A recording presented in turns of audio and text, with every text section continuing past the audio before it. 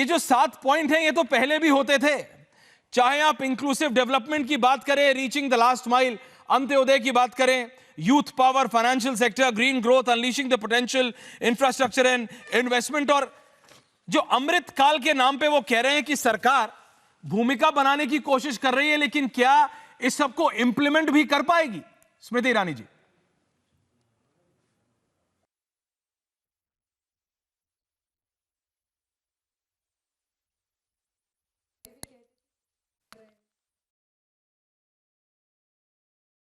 करोड़ से ज़्यादा परिवार को जीवन में पहली बार टॉयलेट नसीब हुआ। अगर आप औसत एक परिवार में 4 मेंबर्स की संख्या पकड़ें तो इसका मतलब 40 करोड़ से ज़्यादा नागरिकों को जीवन में पहली बार इंडिविजुअल हाउस होल्ड टॉयलेट तब नसीब हुआ जब नरेंद्र मोदी जी की सरकार आई। ये तो पहले भी कांग्रेस पार्टी कहती आई है कि हम गरीबों के लिए इंदिरा आवास बना रहे हैं, लेकिन ये भी सत्य है कि पहली बार 3 करोड़ से ज़्यादा गरीबों के लिए मकान मोदी सरकार ने बनाए। ये तो पहले भी कांग्रेस पार्टी कह चुकी है कि हम पानी दे रहे हैं, लेकिन ये भी सत्य है कि पहली बार 11 करोड़ से ज़्यादा नागरिकों के घर तक नलके का कनेक्शन अगर किसी ने पहुंचाया तो मोदी सरकार ने पहुंचाया। पहले भी कांग्रेस पार्टी कहती आई है कि हम शिक्षा में बहुत सारे काम कर रहे हैं, लेकिन 30 साल के अंतराल के बाद पहली बार एक नई शिक्षा नीति आती है जो जेंडर इंक्लूजन फंड की बात करती है, जो राष्ट्र के इतिहास में पहली बार होता है। तो आज जिस प्रकार की टिप्पणी कांग्रेस के नेता अथवा विपक्ष के नेता कर रहे हैं, उसमें एक बात साफ झलकती है कि उनकी करनी और कथनी में कितना फर्क था वो मोदी सरकार की उपलब्धियों से संकेतिक हैं। क्योंकि आज जब बजट प्रस्तुत किया वित्त मंत्री जी ने, तो उन्होंने जीवन के नागरिक के हर आयाम को छुआ।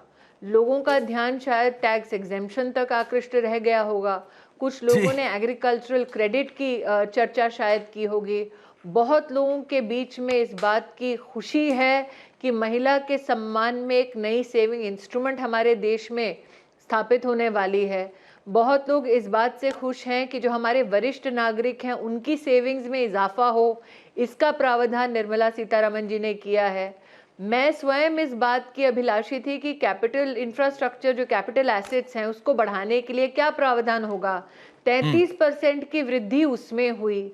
ग्रीन एनर्जी की बात अगर कहें तो कांग्रेस पार्टी तो इकोलॉजी के बारे में कई बार भाषण देने का आपके सम्मुख अथवा किसी और मीडिया के मित्र के सम्मुख दावा कर सकती है, लेकिन इस सत्य को नकार नहीं सकती कि विश्व का सबसे बड़ा हाइड्रोजन मिशन हिंदुस्तान ने तब प्रस्तुत किया जब नरेंद्र मोदी देश के प्रधान सेवक बने। स्मृति जी, आपने अभी बात किया, you just spoke about the increased capital investment outlay by 33.54%, which has been taken to 10 lakh crore. लेकिन जो continuation है of 50-year interest-free loan to state governments to incentivize infrastructure investment, सरकार कहती है कि हम 50 साल के ये जो interest-free loan है state governments को हम चालू रख रहे हैं। State governments कहते हैं जो है आप उसी को नहीं कर रहे। स्टेट गवर्नमेंट सेंट्रल गवर्नमेंट पे ये आरोप लगाती आई और कई ऐसे स्टेट्स है, ऐसा नहीं कि सिर्फ वेस्ट बंगाल है, तेलंगाना आ जाता है, हमने देखा है कई और स्टेट्स आ जाते हैं। वो कहते हैं कि भाई सरकार लिखने के लिए तो लिख देती है कि continuation of the 50-year interest free loan, लेकिन कहीं ना कहीं उसमें कोई ना कोई अड़ंगा लगा के वो कभी ट्रांसफर नहीं होता। स्मृति जी,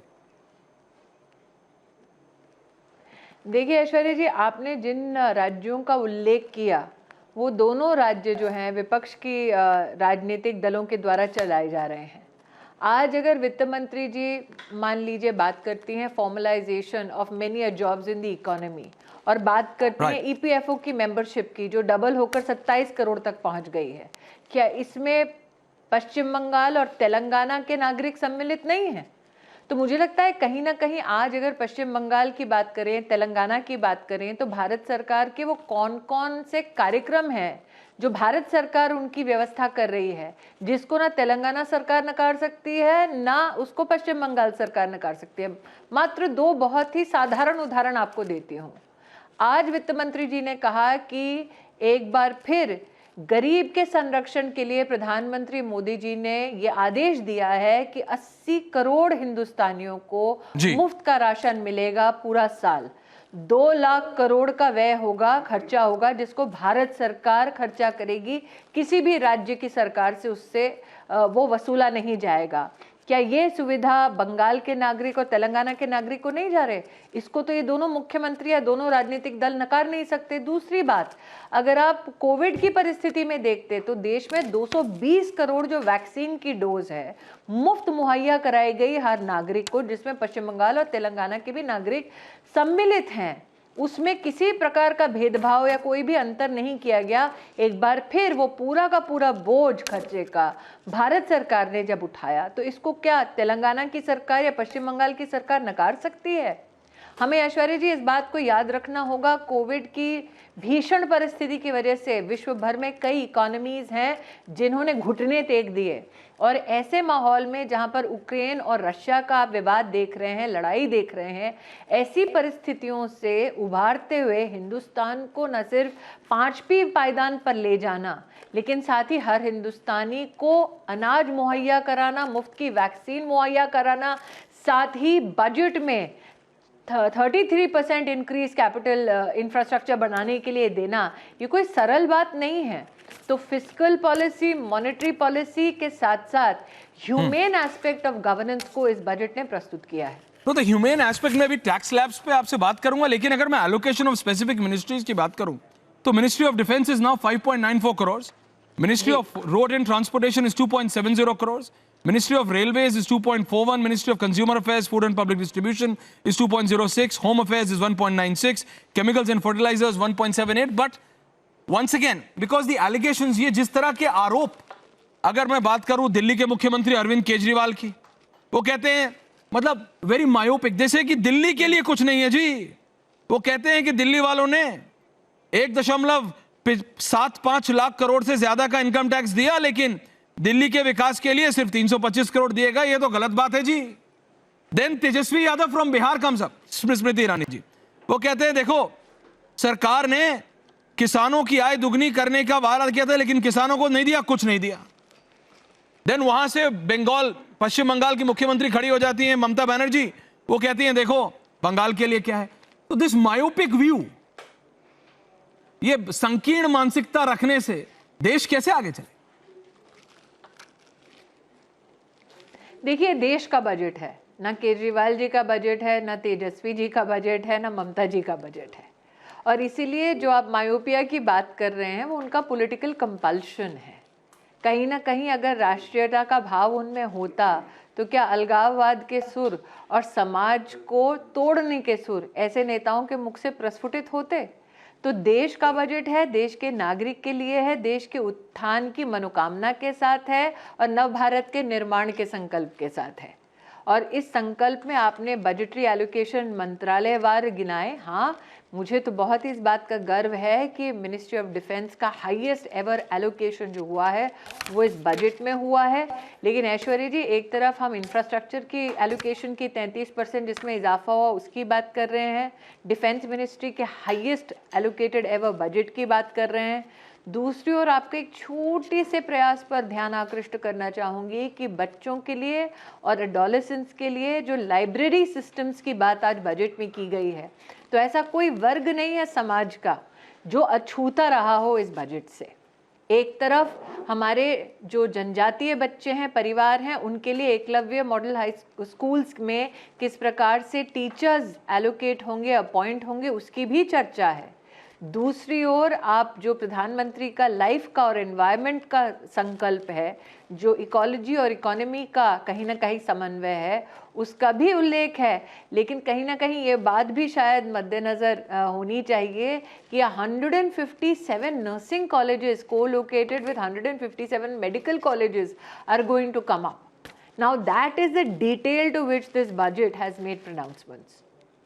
No, but that's the exact reason why the opposition says, विपक्ष कहता है इसीलिए कि देखो जी ये तो पहले की तरह उदासीन है, इसमें कोई नयापन नहीं है, ये सिर्फ क्योंकि इलेक्शन ईयर है और सिर्फ 24 का इलेक्शन नहीं स्मृति जी, उससे पहले 8 से 9 राज्य। मैं इस बात से मैं ऐश्वर्या जी, विपक्ष उदासीन है ये संभव है। विपक्ष इस बात से निश्चित रूप से उदासीन है कि 40 करोड़ हिंदुस्तानियों का कभी बैंक का खाता नहीं खुला था। ये मोदी आए और इन्होंने मात्र 1.5-2 साल की अवधि में 40 करोड़ से ज़्यादा हिंदुस्तानियों का बैंक का खाता खुलवा दिया। परिणाम स्वरूप क्या हुआ? इस सरकार ने 27 लाख करोड़ रुपया हिंदुस्तानियों के बैंक के खाते में डाला। आज तक हमारे देश में कोई भी ऐसी सरकार थी जो ये हिसाब अपने नागरिकों को दे सके? मैं पूछना चाहती हूँ कि जब 40 करोड़ से ज़्यादा हिंदुस्तानी अनबैंक्ड थे तो उनके अधिकार का पैसा जाता कहाँ था? तो इसीलिए विपक्ष की उदासीनता का शायद एक कारण ये भी है। लेकिन मेरे को पता आपको जाना, वो दो और सवाल, पर क्या ये रीजन विपक्ष के लिए हर बार जी टू क्वेश्चन, आप कह रहे हैं कि हर एक वर्ग के लिए कुछ ना कुछ दिया गया है, पर इसके बीच में भी विपक्ष ऐसे पॉइंट निकालता है। और मैं जब आपसे बोल रहा हूं तो टैक्स स्लैब में भी, हालांकि आज शायद ही कोई ऐसा भारतीय होगा जो ये बोले कि देखो टैक्स स्लैब में जो हुआ वो गलत हुआ, उसके बावजूद विपक्ष कहता है देखो जी ये तो कोई भी कर सकता है, कुछ ऐसा करना चाहिए था जिससे सबका फायदा होता। How do you answer this? अगर कोई भी कर सकता था तो जी। कोई भी कर सकता था तो उन्होंने क्यों नहीं किया? हाँ जी, मोदी का इंतजार करना पड़ा ना देश को। हाँ जी, बोलिए। तो एक तरफ डिफेंस एलोकेशन के ऊपर ऐश्वर्या जी आपने चर्चा की, दूसरी ओर आपने चर्चा की और हमने चर्चा की किस प्रकार से इंफ्रास्ट्रक्चर स्पेंड बढ़ रहा है, लेकिन साथ ही ये भी तो आपको स्वीकार करना पड़ेगा कि प्रधानमंत्री आवास योजना के लिए 66%, 66% का बजट बढ़ाया गया है और वो किया सिर्फ मोदी सरकार ने है। केंद्रीय मंत्री स्मृति ईरानी जी, बहुत बहुत धन्यवाद Smriti Irani ji, Republic media network से बात करने के लिए। Thank you very much ma'am. धन्यवाद। Thank you very much. नमस्कार।